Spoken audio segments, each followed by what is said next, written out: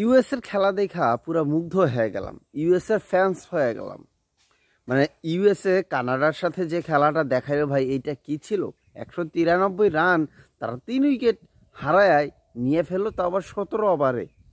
আমাদের বাঙালি কি করছে গতকালকে ইন্ডিয়ার সাথে ভাই? 122 রানে অল উইকেট। হ্যাঁ, ওদের কথা কি মানে বলবো? এরা আসলে কি খেলতে গেছে নাকি মজা করতে গেছে? দেখেন, খুব কষ্ট লাগছে গতকালকে ইন্ডিয়ার সাথে যখন আমরা হাইরে গেছি। কষ্ট লাগারও আবার কথা না, তারপরেও কষ্ট লাগে। আমরা ইউএসের সাথে হাইরা যাই, সেখানে তো আরও ইন্ডিয়ার সাথে খেলা।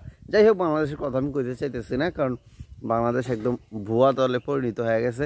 তারা আসলে মানে কী কম, যেখানে কানাডার মতো প্লেয়ার এত ভালো খেলে, ইউএসের মতো দল যারা কিনা 17 ওভারে 195-97 রান কইরা ফেলে, সেইখানে আমাদের বাঙালি 122 রানে মানে 130 রান 140 রান প্যাকেট হয়ে যায়।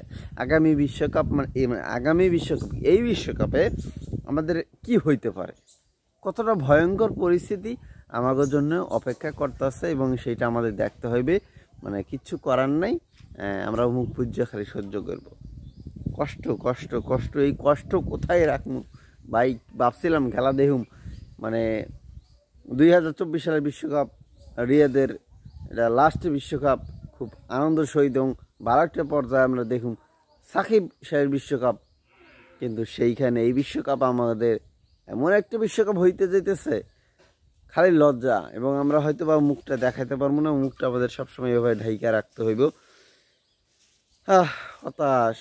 আমি হতাশ।